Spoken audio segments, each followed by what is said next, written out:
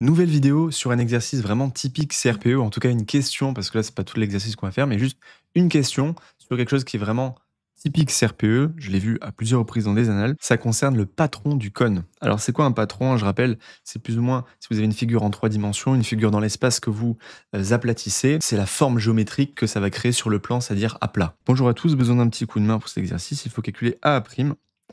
A', donc ça, c'est la longueur de l'arc de cercle, finalement, vous voyez. Bon, là, ça a été un peu... la capture d'écran, elle était prise comme ça. En gros, c'est de A à A'.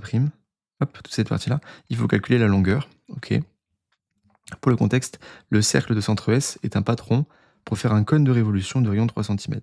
La base est représentée à côté. Ça, c'est la base, en fait, du patron. Et puis, ça, si vous voulez, cette partie-là, quand on a la base, c'est la partie un peu pointue, hein. C'est tout ce qu'il y a autour et qui constitue le cône. Ma logique était de calculer le périmètre du cercle de centre S. Ouais, d'accord. Et de déduire le périmètre du cercle d'à côté. Donc là, c'est pas ça qu'il faut faire, hein. Il faut pas calculer le périmètre de ce grand cercle, qui n'est finalement même pas dessiné, et puis enlever le périmètre de ce cercle. Il n'y a pas de raison qu'on fasse ça. En fait, ce qu'il faut que vous compreniez, c'est que dans le patron d'un cône de révolution, ici on a la base, et en fait, cette partie-là, là, elle va venir s'enrouler, d'accord? Donc ce demi-cercle A', il va venir s'enrouler autour de la base. Et la seule chose à connaître, c'est que le périmètre du cercle qui constitue la base, c'est égal à la longueur ici de l'arc de cercle A'. C'est exactement la même chose.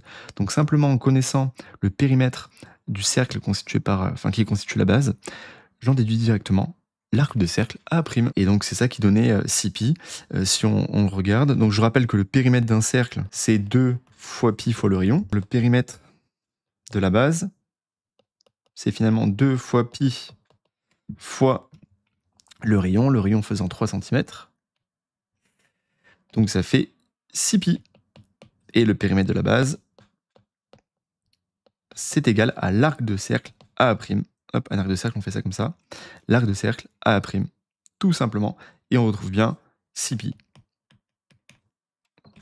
6π centimètres, hein, si on donne l'unité. D'accord? Et puis là, on peut encadrer.